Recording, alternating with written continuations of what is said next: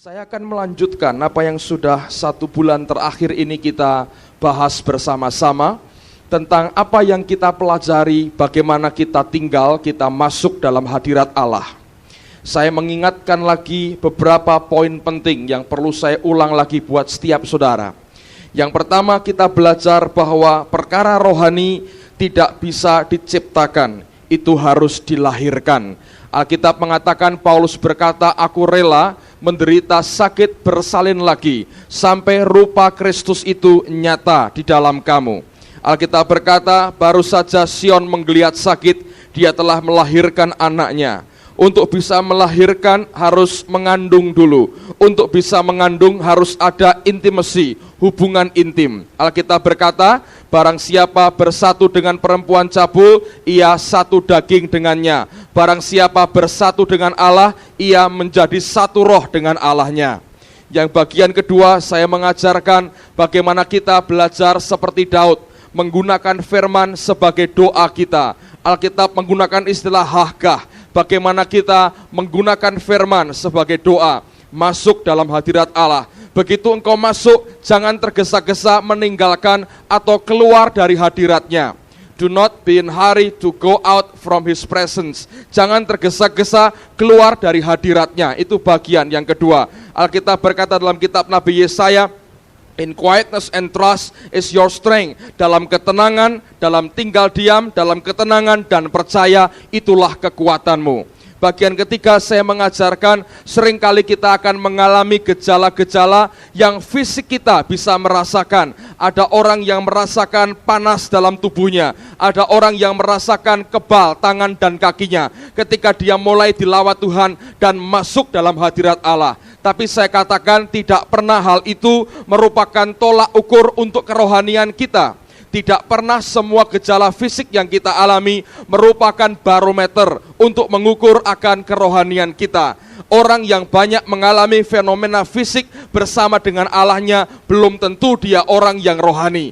Tapi saya percaya makin dia kenal Allahnya, makin dia kenal pribadi Roh Kudus, makin banyak dia alami hal yang luar biasa dari Tuhan. Dan minggu lalu kita belajar bagaimana Daud menghargai akan Roh Kudus dalam hidupnya. Dia memberikan hati yang begitu luar biasa. Dia mencoba meminta supaya Roh Allah jangan meninggalkan dia. Dan itu dia kerjakan dengan luar biasa. Dia membuka hatinya, dia mau mati dari keakuannya. Yang kedua, dia menjagakan kekudusan. Yang ketiga, dia minta kepada Allah akan hati yang baru. Itu 4 bagian yang saya percaya semua kita sudah mendengar dan mengertinya. Nah, sekarang saya mau sampaikan pada bagian yang berikutnya kepada saudara. Saya mau sampaikan begini. Setiap kita adalah para pelari, para atlet. Masing-masing kita harus berlomba pada bagian kita masing-masing, pada jalur, pada trek kita masing-masing. Tidak pernah terjadi dalam gereja Tuhan ada yang namanya sama rata, sama rasa. Tidak ada. Hanya komunis yang mengakui akan hal itu. Allah kita memberikan kompetisi secara sehat kepada setiap anaknya untuk berlomba. Paulus berkata, aku berlari menuju kepada tujuan. Dia tahu akan sasarannya. Seperti seorang atlet, setiap kita harus berlomba-lomba untuk bisa menyenangkan hati Allah kita. Dan itu tidak pernah bisa didapat dengan menjegal orang lain di sekitar kita. Tapi kita memacu hidup kita supaya makin hari makin berkenan di hadapan Allah. Paulus berkata, dalam sebuah rumah ada 2 macam perabot. Ada perabot dari bahan-bahan mulia, logam, emas, dan perak. Ada perabot dari bahan yang kurang mulia. Perabot yang mulia dipakai Tuhan untuk maksud yang mulia. Perabot yang kurang mulia juga dipakai untuk maksud yang kurang mulia. Nah, tergantung perabot seperti apa hidup kita hari ini, seperti itulah Allah akan memakai kita. Dan yang kedua yang perlu diperhatikan, saya mau tekankan ini saudara. Allah yang kita sembah, Roh Allah yang diberikan Tuhan dalam hidup kita adalah pribadi. Dia bukan hanya kuasa, tapi dia pribadi. Kuasa hanya bagian kecil dari seluruh kepribadian yang ada pada Roh Kudus yang Allah berikan kepada kita. Nah, sebagai pribadi, dia adalah Allah yang punya selera, Allah yang punya kehendak, Allah yang punya keinginan, Allah yang punya tujuan untuk dia bisa memakai kehidupan kita. Nah, saya menggambarkan diri Tuhan itu seperti seorang yang akan membeli rumah. Kemarin kami baru berdoa di rumah Pak Yudianto yang baru di Puri. Bagus sekali rumahnya dan yang penting tidak kebanjiran lagi. Mereka bersaksi 4 hari belum pindah, pas kena banjir kasurnya basah. Saya bilang itu banjir kenang-kenangan ya. 4 hari belum pindah, kebanjiran dulu. Saya dulu waktu di rumah orang tua saya juga itu daerah banjir. Setiap hujan banjir. Waktu kecil senang saudara, kita buat perahu-perahuan dari kertas begitu ya. Tapi lama-lama senep karena tiap kali banjir, ketika banjirnya pergi, lumpur dan kotoran ditinggal. Ada pisang, ada kotoran, ada macam-macam kotoran ditinggal di situ. Sehingga kami keluarga harus ngepel dan ngosek tiap hari. Itu rumah yang sangat tidak menyenangkan. Nah, sekarang saya gambarkan, Roh Allah seperti seorang yang punya uang yang cukup dan dia mencari tempat tinggal. Ketika dia mencari tempat tinggal, kalau Anda mau beli rumah, kalau saudara punya uang, maka yang pertama engkau cari, kalau engkau cari rumah adalah untuk apa rumah itu? Kebutuhannya untuk apa? Kalau engkau berkata, baiklah saya mau tanamkan modal saya untuk beli rumah untuk kos-kosan. Tentunya jangan cari yang hanya 2 kamar, tidak menguntungkan. Cari yang 10 kamar, 15 kamar, itu baru bisa untuk investasi. Jadi pertama cari dulu kebutuhannya untuk apa. Setelah itu Anda melihat seleranya cocok enggak dengan kebutuhan kita, dengan selera kita. Ketika semuanya beres, lalu kemudian kita bayar akan rumah itu dan kita huni. Nah, seringkali kita senang dengan lokasinya, cocok dengan rumahnya, tapi seleranya kurang pas dengan hati kita. Lalu kita beli juga rumah itu, tetapi dengan catatan kita merombaknya. Lalu orang mengadakan yang namanya renovasi di rumah itu. Kita bangun seperti selera kita. Sama dengan waktu kita beli gedung ini. Ketika masuk pertama kotornya luar biasa. Tidak mungkin untuk kebaktian seperti ini. Kotor dan panas sekali. Gelap, catnya ungu tua, saudara. Warna-warni, cat diskotik. Masa mungkin kita bisa pakai untuk kebaktian? Tapi kita melihat ini tempat cocok untuk gereja. Dengan kacamata renovasi. Lalu kita beli tempat ini. Lalu kemudian kita merenovasinya. Sehingga sesuai dengan apa yang kita inginkan dalam kehidupan kita. Seperti yang kita rencanakan, lalu kita mencoba merenovasi akan tempat ini. Nah, saya mau katakan hal yang sama berlaku buat Tuhan. Ketika Yesus mati buat kita 2000 tahun yang lalu, dia dengan lunas membayar akan rumahnya, yaitu hidup kita, tubuh kita. Alkitab berkata, tubuh kita adalah bait daripada Roh Kudus. Allah kita membayar lunas. Ketika dia berkata sudah genap, dia bayar lunas akan hidup kita, dan dia maksudkan untuk tempat kediamannya. Tetapi saudara, terus terang saya harus berkata bahwa rumah-rumah yang dia beli lunas ini, dia beli karena dia cinta. Dia senang dengan tempat ini, tapi kondisinya kurang menyenangkan buat selera Tuhan. Sebagian hidup kita ini seperti benteng pendem Yogyakarta, saudaraku. Benteng isinya tembok flat, lubang cuman kecil-kecil. Ada orang yang hatinya tembok semua. Ada juga yang sedang dibeli dalam keadaan berupa gubuk sawah. Bocor sana sini dan terbuka semuanya. Malah agak menjengkelkan dipakai. Sebagian lagi dibeli dengan keadaan model Jepang. Duduk di bawah semua, kamar mandinya kecil sekali. Anda tahu di Jepang, saya pernah 2 minggu di sana, di Tokyo. Saya masuk ke sebuah rumah tempat yang dikontrak anak-anak Indonesia untuk kos. Mereka orang-orang pelajar. Saya masuk ke sana, mereka berkata, Pak, pokoknya seadanya ya, sama-sama dengan kami. Oh ya, seadanya. Ditunjukkan kamarnya nggak ada kasurnya. Sekarang rumahnya Pak Yudianto tidur gaya Jepang, tatami namanya ya. Di bawah begitu, hanya ditatai kayu sedikit, papan, dibuat di situ, tidur di situ. Terus saya tanya, kamar mandinya mana? Wah, ini tidak ada Pak kamar mandi.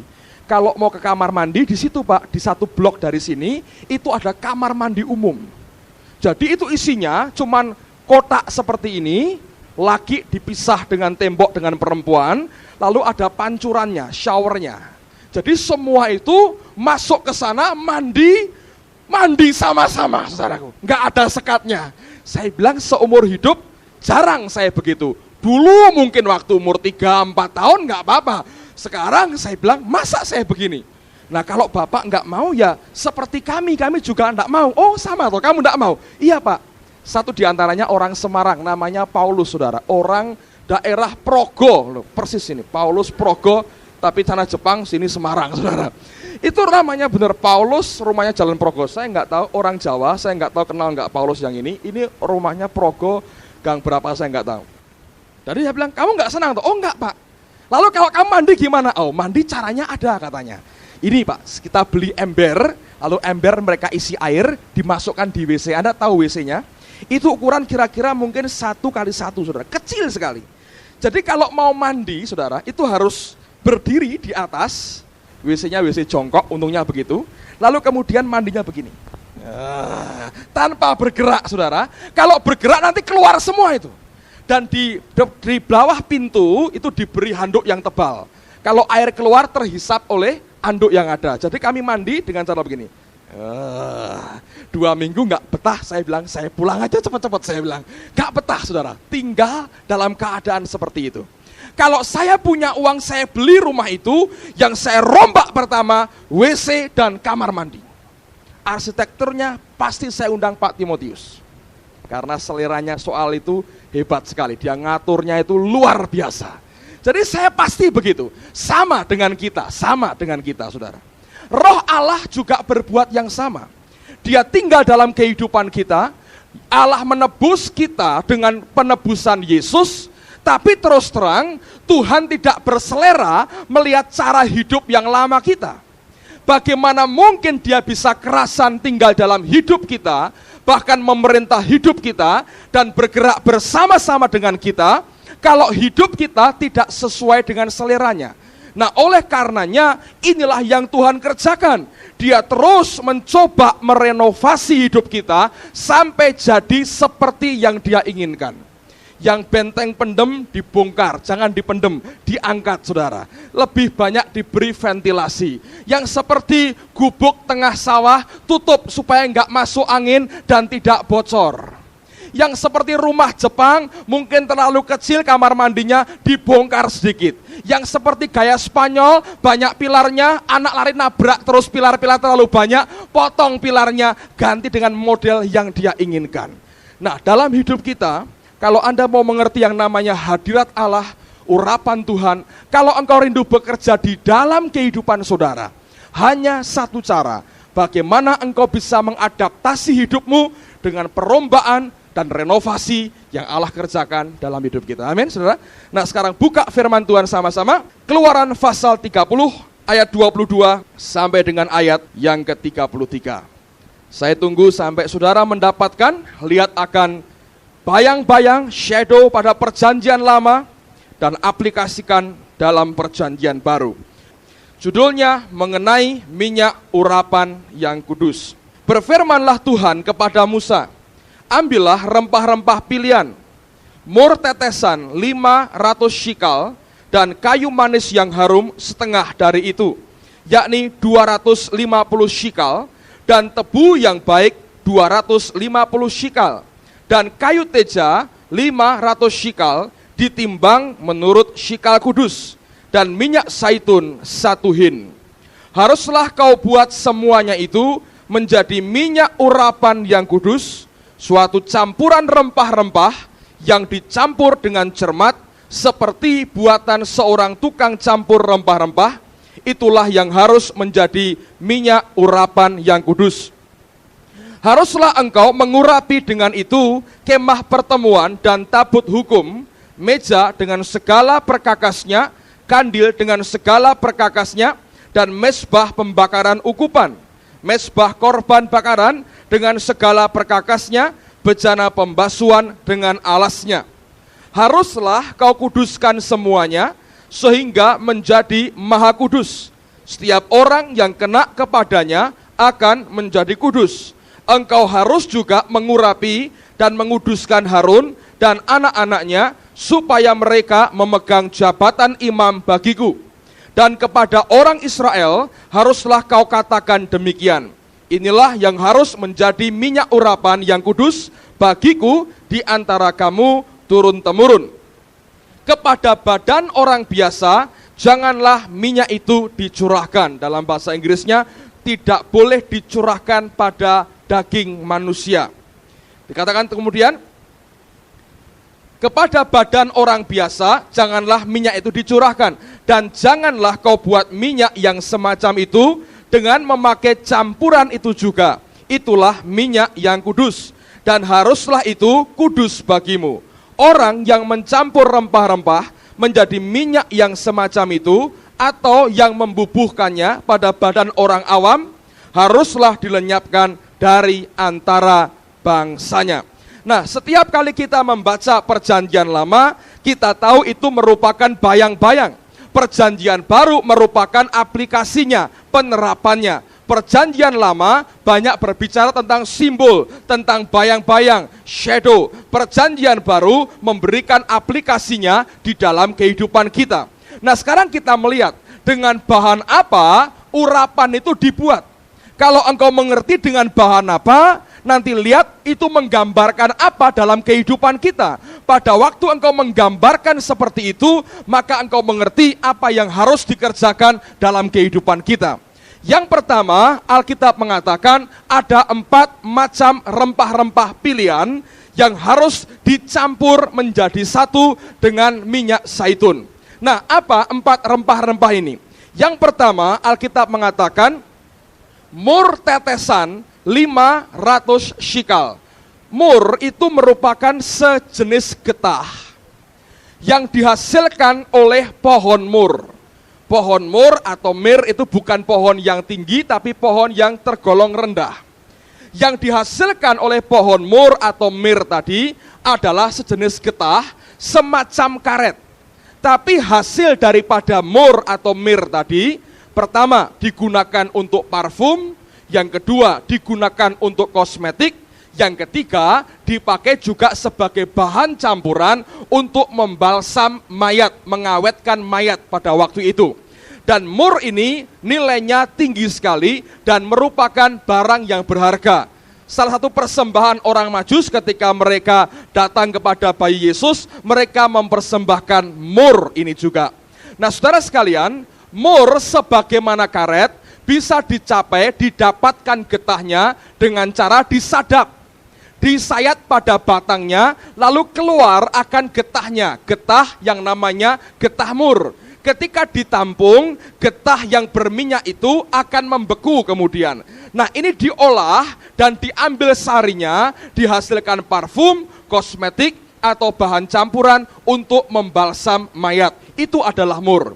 Tetapi sebenarnya yang Alkitab minta adalah bukan hasil sadapan, bukan hasil sayatan untuk bisa mendapatkan getah murnya.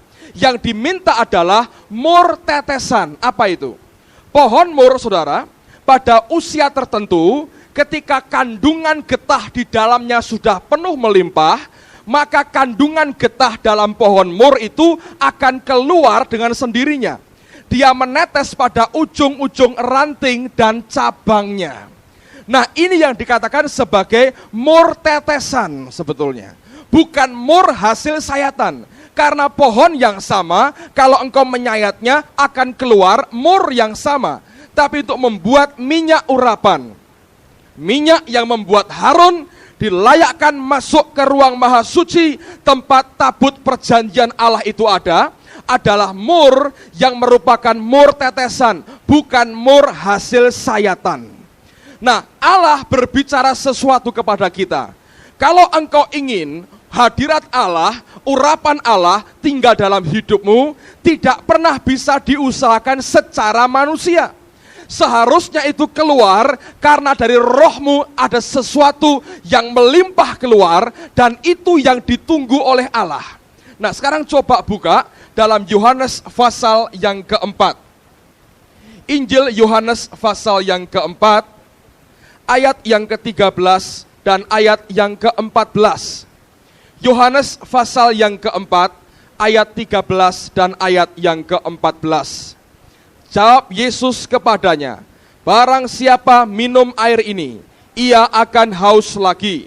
Tetapi barang siapa minum air yang akan kuberikan kepadanya, ia tidak akan haus untuk selama-lamanya.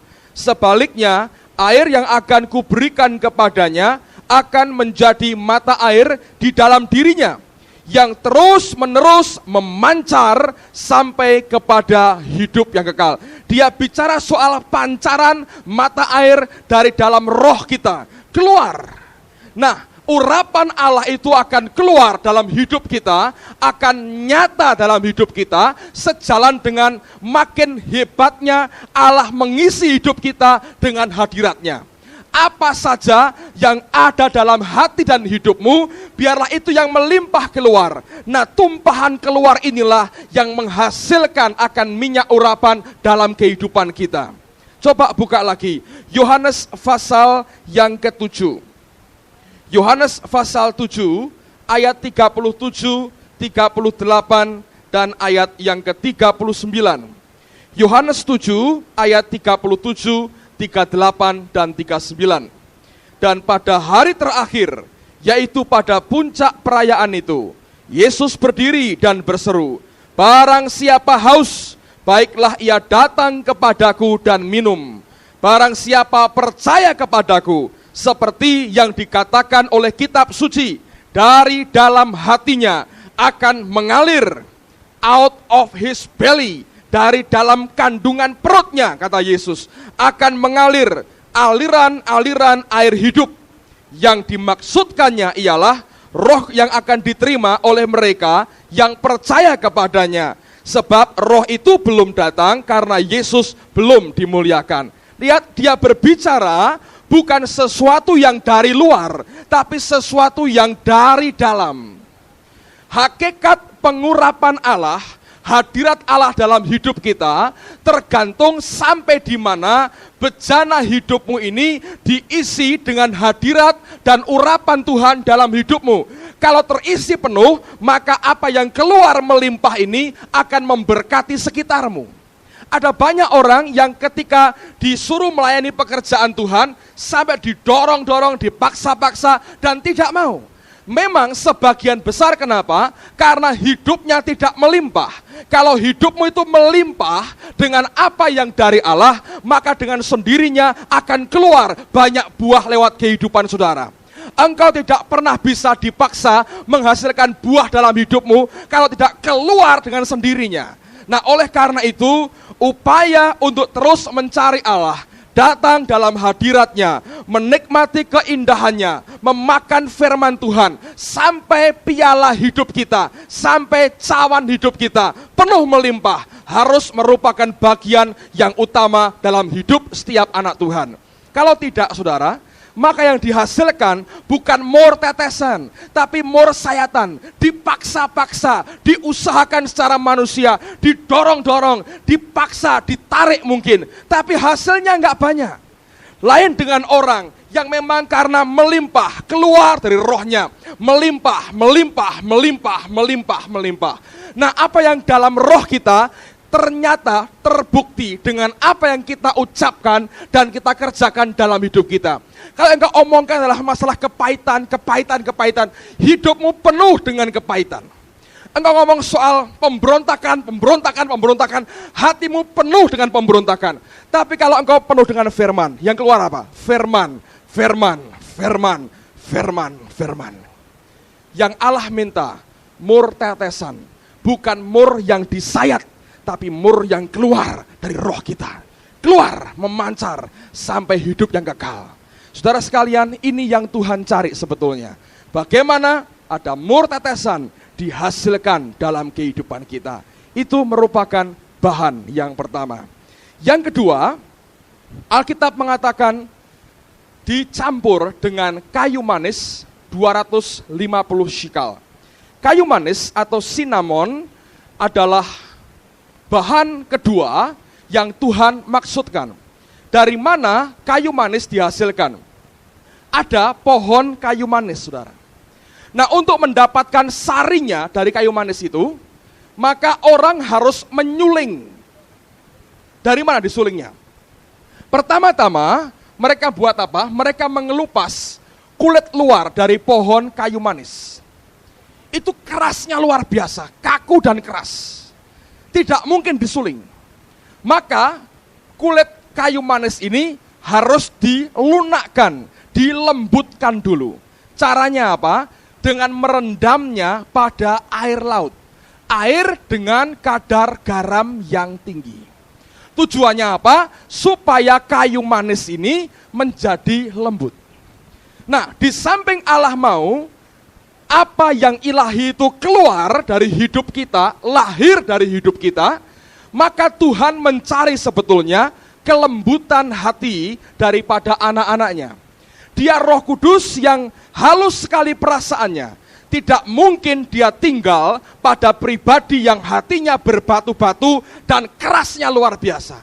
Engkau boleh coba dengan cara apapun, engkau keraskan hatimu dan undang dia masuk. Tidak akan pernah dia bisa menguasai hidupmu dengan total. Tidak akan pernah dia betah dan tinggal dan memerintah akan kehidupan saudara. Dia mencari akan hati yang lembut. Setiap orang yang dipakai Allah dengan cara yang luar biasa, orang itu adalah orang yang lembut hatinya. Dia boleh punya pendirian yang kokoh, tapi hatinya di hadapan Tuhan lembut. Alkitab berkata, berbahagialah orang yang lembut hatinya, karena ia akan mewarisi bumi. Orang yang lembut hatinya adalah orang yang mudah diajar.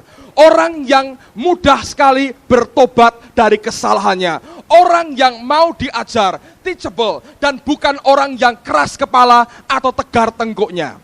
Kayu manis yang keras harus dilunakkan, harus dilembutkan dengan cara apa? Direndam pada air laut dengan kadar garam yang tinggi.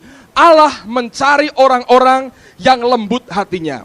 Kalau engkau tahu seleranya adalah kepada orang-orang yang hatinya lembut, yang teachable, yang gampang diajar. Bukan orang-orang yang suka berontak kepada dia, tapi orang-orang yang gampang diajar oleh Tuhannya, yang berkata ya dengan semua didikan dan teguran dari Allahnya. Musa contohnya. Musa ini seorang jenderal yang luar biasa. Saya pernah baca, dikatakan Musa ini seorang jenderal perang dari Mesir yang ulung sekali. Pada zamannya dia pernah memukul balik serbuan pasukan Ethiopia ke Mesir. Ini jenderal Musa. Keras. Dia hantam orang Mesir, sekali hantam mati, saudara. Baca di Alkitab. Sampai dia melarikan diri. Orang seperti ini Allah pilih.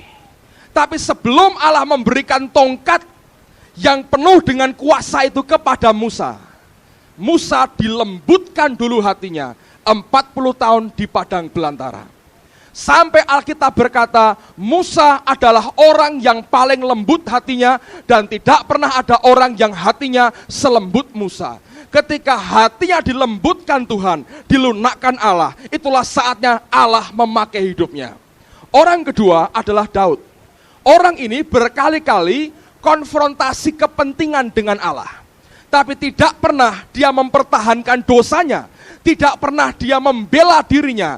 Selalu dia berkata, ya Tuhan, aku bertobat dari kesalahanku. Orang ini orang yang punya pendirian. Seorang pahlawan gagah perkasa, tapi lembut hatinya. Ketika berzinah dengan Batseba, Allah berkata, kamu berdosa. Dia berkata, ya Tuhan. Bahkan keluar Mazmur 51, dia deklarasikan dosanya. Ketika anaknya sakit hampir mati, dia doa sungguh-sungguh, 7 hari 7 malam, tidak makan, dia berpuasa, tidak mandi, dia sampai nelungkup di lantai, dia minta Tuhan, sembuhkan anakku. Tuhan berkata, tidak, anakmu mati. Ketika anaknya mati, tidak berontak kepada Allah. Masuk ke rumah Tuhan, tersungkur, dia menyembah kepada Allahnya. Ketika Absalom berontak, dia berkata, ayo tinggalkan ibu kota. Kalau Allah mau aku kembali, aku pasti kembali. Ketika Yoab berperang dengan Absalom, dia berkata, jangan bunuh anak itu. Saul yang kejar-kejar dia. Ketika Saul mati, dia meratapi kematiannya. Ini orang yang lembut hatinya, saudara. Ini orang yang luar biasa, berkenan di hadapan Tuhan. Ketika dia buat kesalahan, menghitung pasukan Israel, Allah memberikan hukuman kepada dia, dia bertobat, dia bertobat, dia bertobat. Dia persembahkan korban bakaran dan dia bertobat kepada Allahnya. Berkali-kali ada benturan kepentingan antara Allah dengan Daud, tapi orang ini tidak pernah mengeraskan hatinya. Bahkan ada sebuah pengakuan yang luar biasa, yang jarang orang Kristen tahu dan jarang orang Kristen yang mau mempraktekkan. Apa itu? Dengar baik-baik. Buka Mazmur 141. Saya terkesan dengan apa yang dia katakan, dan mari kita belajar akan karakter orang ini. Kayu manis harus dilembutkan. Mazmur 141 ayat yang kelima. Saudara buka pada bahasa Indonesianya. Saya nanti akan bacakan bahasa Inggrisnya. Bedanya jauh sekali. Bacakan buat saudara. Coba lihat dulu ayat yang kelima dari Mazmur 141. Biarlah orang benar memalu dan menghukum aku. Itulah kasih. Tetapi janganlah minyak orang fasik menghiasi kepalaku. Sungguh aku terus berdoa menentang kejahatan-kejahatan mereka. Kalau Anda baca, judulnya doa dalam pencobaan Mazmur Daud. Bahasa Inggrisnya beda jauh sekali. Saya bacakan, dikatakan begini. Let the righteous strike me. Biarlah orang benar itu memukul saya. Strike, menjitak saya, bahasa Betawinya saudara. Memukul saya, let the righteous strike me. It shall be a kindness. Akan menjadi kindness, kebaikan. Kalau ada orang benar memukul saya, katanya, dia berkata itu bukan kebencian, tapi kebenaran. Yang kedua, dia berkata begini. And let him rebuke me. Dan biarlah orang benar itu menghardik aku dengan keras, menegur aku dengan keras. Dia berkata seperti apa itu? It shall be as excellent oil. Akan menjadi seperti minyak yang excellent, yang terbaik. Dan dia berkata, let my head not refuse it. Biarlah kepalaku tidak menolak akan minyak yang baik. Minyak yang di kepala itu namanya minyak urapan, saudara. Excellent oil. Minyak yang paling excellent, yang paling baik dipakai untuk urapan, untuk mengurapi kepala seseorang. Dan dia berkata, dia terima dari mana? Let him rebuke me. Biarkan dia orang benar itu menghardik aku, menegur aku dengan keras. Dengan tegurannya itu, seperti minyak yang baik dicurahkan di kepalaku, biar kepalaku tidak tolak akan hal itu. Saudara mengerti kerendahan hatinya?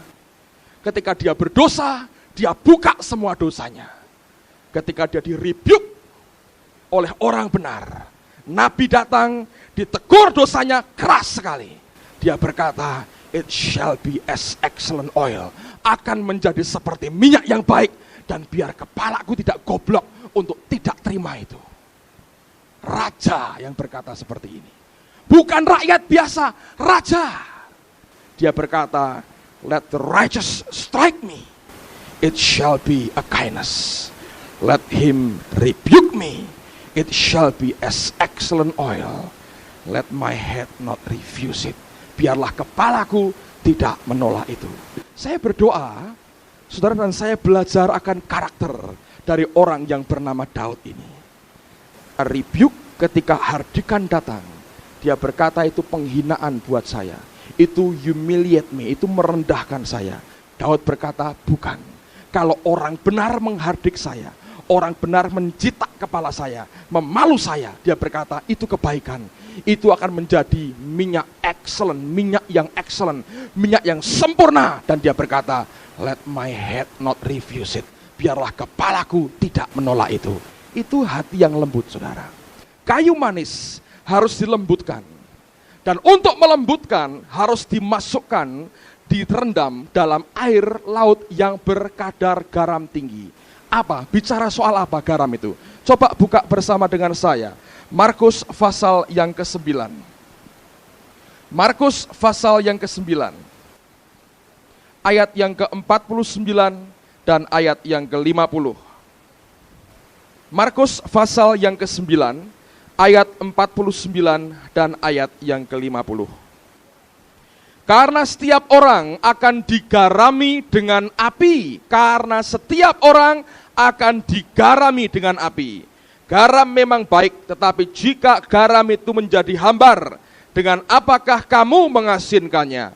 Hendaklah kamu selalu mempunyai garam dalam dirimu dan selalu hidup berdamai yang seorang dengan yang lain. Garam itu bicara penderitaan, ujian, dan tempaan dalam kehidupan kita. Kalau engkau minta Tuhan, lembutkan hatiku, jangan khawatir. Tempaan, ujian akan datang dalam kehidupan saudara. Setiap orang, setiap kita akan digarami dengan api. Ketika Allah menggarami kita, tempaan datang, menguji kita, masalah datang menekan kehidupan kita, itu yang akan sanggup melembutkan hidup kita. Kalau dengan keyakinan, sadar, aku harus menjadi seperti yang Allah inginkan. Biarlah aku digarami dengan api, itu melembutkan hatiku. Sampai seperti Daud berkata, let the righteous strike me, it shall be a kindness. And let him rebuke me, it shall be as excellent oil. Let my head not refuse it. Biarlah orang benar itu memukul aku, itu merupakan kebaikan. Biarlah dia menghardik aku dengan keras, itu akan merupakan minyak yang baik. Dan biarlah kepalaku tidak menolak minyak yang terbaik, urapan di atas kepalaku. Saudara sekalian, saya mau sampaikan hal ini. Sebagai gereja Tuhan, kita orang Timur ini paling susah sekali untuk terima blessing seperti ini. Saya nyimpang sedikit, saya rasa saya perlu sampaikan ini buat saudara. Orang Timur itu paling susah appreciate, menghargai orang lain. Termasuk menghargai orang yang di hierarkinya lebih tinggi dari dia. Orang Barat lebih mudah appreciate orang, lebih mudah menghargai orang lain. Orang Timur susah sekali menghargai orang. Kalau kita menghargai orang bukan karena hormat, tapi cenderung karena ketakutan. Oleh karena itu, kerajaan-kerajaan di Timur ini paling susah diruntuhkan. Lebih lama runtuhnya. Kenapa? Bukan karena mereka menghargai raja, tapi karena mereka harus tindas dulu, baru mereka tunduk. Nah, ini yang harus dibongkar dari kehidupan orang-orang Timur. Orang Barat bisa demokrasi, raja tetap ada, mereka tetap appreciate, mereka tetap menghargai. Orang Timur nggak bisa. Kalau mereka bisa berontak, dihabiskan semua yang di atas. Dan untuk bisa menguasai rakyatnya, mereka harus injak lagi bawahnya. Nah, itu cara yang di Timur. Seringkali itu pola yang harus dibuang dalam hidup kita. Nah, sampai juga kepada ini saudara. Kalau Anda mengerti bahwa setiap kali kita dalam gereja, dalam tubuh Tuhan, dalam gereja Tuhan, engkau harus belajar appreciate authority yang di atas. Bukan untuk memupuk kekuasaan di atas, tapi karena itulah hierarki yang Tuhan tetapkan dalam kehidupan kita.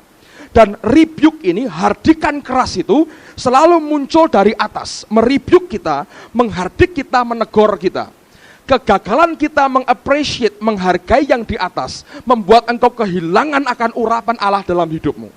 Lihat akan contohnya, Alkitab berkata begini, Paulus berkata kepada Timotius, kalau ada orang yang tinggal dalam perbudakan, artinya pada zaman itu dia jadi seorang budak, hilang semua haknya. Lalu majikanmu, tuanmu juga ternyata bertobat sama-sama dengan engkau. Artinya si tuan itu juga jadi anak Tuhan. Budaknya bertobat, tuannya bertobat. Tapi dia masih sebagai budak. Paulus berkata, kamu harus menservis tuanmu yang dalam Tuhan itu lebih baik lagi. Karena yang menerima pelayananmu adalah saudaramu dalam Kristus. Baca itu. Tapi kita kebalik saudara. Ini terus terang, dari dulu saya dengar keluhan begini, waduh, aku ini orang Kristen, kalau terima pegawai Kristen repot. Aku suruh-suruh, dia bilang majikan dan saya sama, katanya. Sama-sama anak Tuhan. Memang saya pegawai, tapi sama-sama anak Tuhan.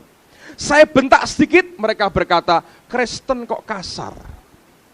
Saya suruh kerja tekun, berkata, Kristen kok memeras orang. Kerjanya santai, tanggung jawabnya nggak ada, minta gaji gede. Dibayar kecil, berkata, Kristen kok kurang kasih dengan saudaranya. Repot saudara. Kebalik semua.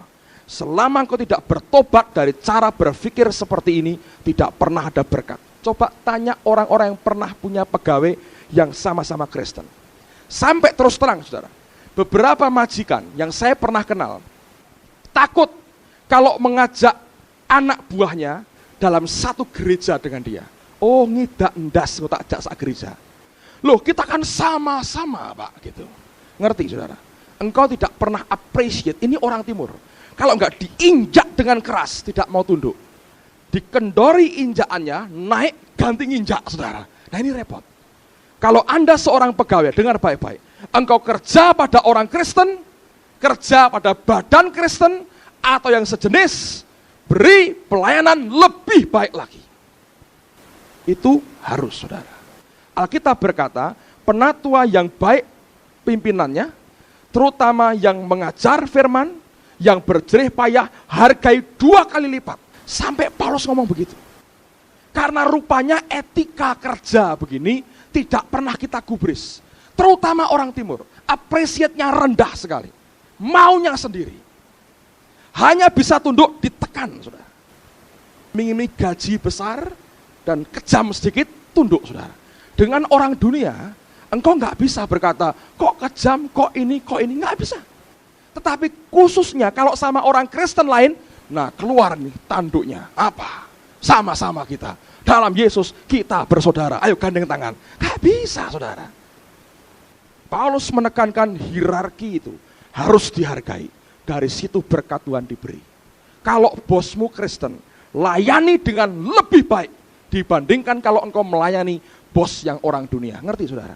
Kalau ini nggak diterapkan, blessing, urapan, omong kosong, forget it. Engkau tidak pernah bisa. Allah, menurut saya, tanda petik, cukup tergores hatinya dengan pemberontakan Lucifer. Setiap bentuk manifestasi pemberontakan seperti itu tidak pernah bisa diterima oleh Tuhan. Baca firman Tuhan ini. Kalau engkau tidak sanggup di-rebuke, dihardik dengan keras, engkau pikir sama-sama, sampai kapanpun tidak pernah Allah juga akan appreciate, menghargai saudara. Hargai, hormati, bukan disembah, saudara. Lah kalau salah, bicara tegur dengan baik. Bukan terus kemudian Anda hakimi. Saudara, ini yang harus dimengerti. Saya sampaikan ini dengan resiko. Saudara salah mengerti, dipikir, wah Pak Agung mau mencari kekuasaan. Never, tidak pernah.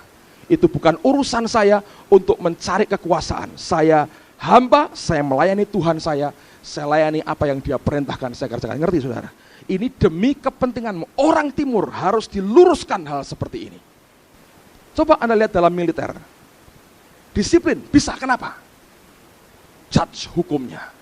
Ada polisi militernya. Diawasi. Tanya Pak Yoses, kok bisa naik pangkat jadi perwira? Kok bisa? Dia jenjang dari bawah dirintis. Disiplin, jaga dirinya dengan baik. Appreciate dengan atasannya. Mesti begitu, saudara. Coba perwira kita seenaknya. Baris. Besok aja lah komandan, itu hancur, saudara. Ini cuman Dono Kasino Indro kira-kira yang bisa tentara seperti ini. Warkop jadi tentara, begitu, saudara. Gak pernah bisa perang, nembak. Males, besok aja lah nembaknya. Mati duluan, kira-kira, saudara. Nah, ini yang orang timur mesti perbaiki. Sampai mendasar dalam hidup kita. Amin, saudara. Nah, ini yang kita harus ngerti. Kayu manis harus dilembutkan, dilunakkan lewat akan yang namanya penderitaan. Yang ketiga, tebu yang baik 250 shikal. Siapa yang tidak tahu tebu, saudara? Angkat tangan yang tidak pernah lihat tebu. Nggak ada, semua tahu. Bagaimana tebu diambil apanya? Sari tebunya. Kalau Anda nggak mau, bagaimana caranya tebu diambil sari tebunya? Kalau saudara mau tahu, besok siang datang ke Jalan Hasanuddin, dekat perempatan traffic light itu, pertigaan, ada orang jual es sari tebu. Siapa pernah minum es sari tebu, saudara? Pak Gaspar, Beta, yang lain toko Un semua di sini? Oh ya, yang lain semua toko Un, es krim dan Sang Randi semua. Ini orang-orang hebat. Siapa yang tidak pernah makan tebu? Tidak pernah menikmati tebu seperti apa? Gula yang Anda makan dan minum tiap hari itu dari mana? Anda tahu tebu dibuat dari apa? Bagaimana sarinya dihasilkan? Itu digiling. Digiling dalam arti kata dibuat sampai gepeng, tahu? Coba lihat itu, ada seperti bulatan begitu ya, silinder 2, dimasukkan di tengah, diputar sampai gepeng. Itu cek yang jual es sari tebu, kalau belum tebunya gepeng, nggak dibuang, saudara. Karena itu ngirit buat dia, ngerti? Sampai gepeng, betul gitu ya, baru dibuang, ngerti? Saudara mau dipakai Tuhan, harus jadi tebu, dibuat gepeng dulu, saudara. Saya perhatikan begini ya, bukan jadi pelawak gepeng almarhum, tidak, tapi dibuat sampai daging muni gepeng, betul. Saudara ngerti? Selalu Alkitab ini mengatakan, sebelum Allah memakai seseorang, prinsipnya begini, broken before I'm blessed. Dihancurkan dulu sebelum aku diberkati. Saya teringat tahun-tahun yang lalu, ada seorang penyanyi Filipina, namanya Gigi Filia.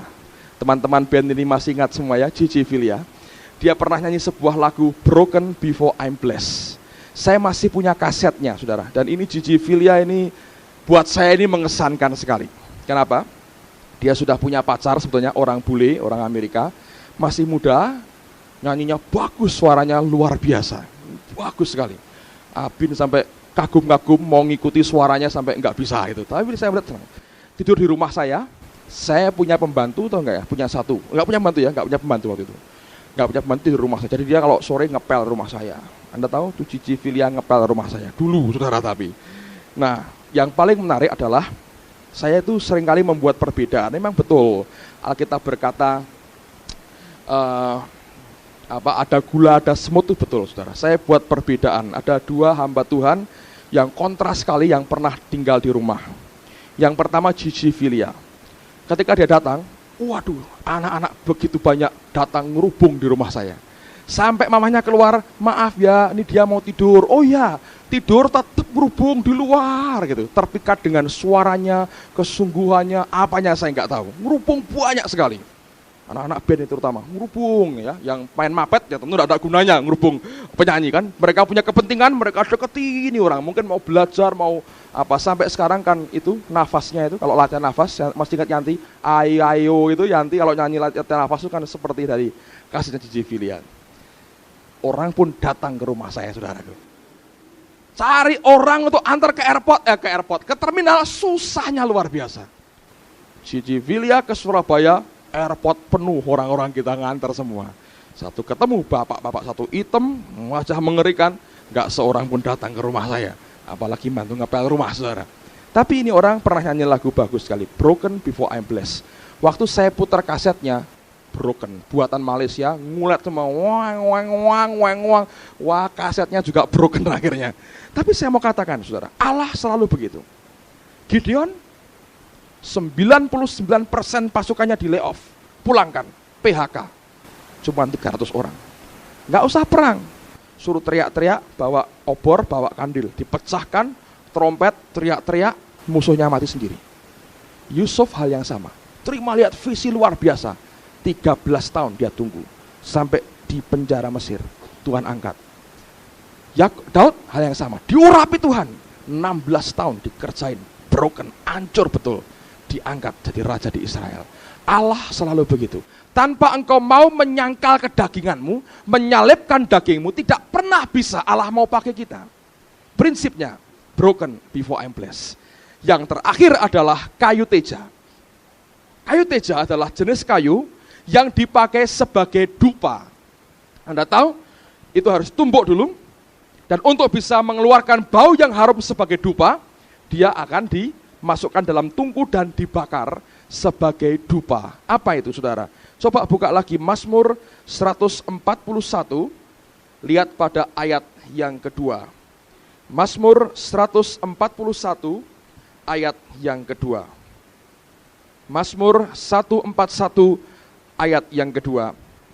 Biarlah doaku adalah bagimu seperti persembahan ukupan, persembahan dupa. Doa kita seperti persembahan ukupan, dupa yang dibakar naik ke atas. Dan tanganku yang terangkat seperti persembahan korban pada waktu petang. Di zaman itu, orang Israel tiap hari harus menyembelih 2 ekor domba. 1 untuk korban bakaran waktu pagi, 2 waktu petang. Daud berkata, tangan yang terangkat seperti korban pada waktu petang. Domba satu yang disembelih dan dinaikkan ke atas. Banyak orang Kristen susah sekali diajak angkat tangan nyembah Tuhan. Saya mau tanya, apa Anda lebih senang tiap hari motong satu kambing Anda bakar untuk Tuhan? Lebih murah mana? Angkat tanganmu, dia berkata, seperti persembahan pada waktu petang. Nah, Daud berkata bahwa biarlah doaku adalah bagimu seperti persembahan ukupan. Doa yang dinaikkan dari hidup kita. Urapan hadirat Allah tidak pernah bisa didapat tanpa hidup doa yang benar di hadapan Tuhan. Saya sudah ajarkan bagaimana engkau masuk lewat hahkah dalam hidupmu, engkau bisa naikkan sebagai doa di hadapan Tuhan. Itu merupakan ukupan dan semua itu dicampur dengan minyak zaitun. Saudara tahu minyak zaitun? Di sini ada minyak zaitun. Zaitun, olive oil. Ada yang belum pernah lihat minyak zaitun?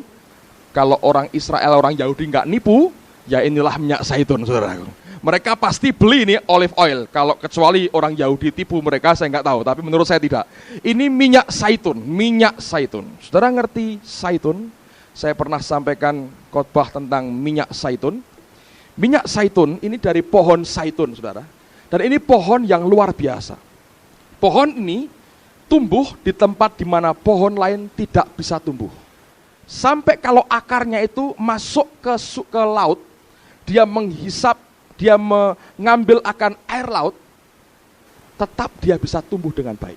Yang kedua, pohon ini tidak perlu dirawat. Dia tumbuh dengan sendirinya.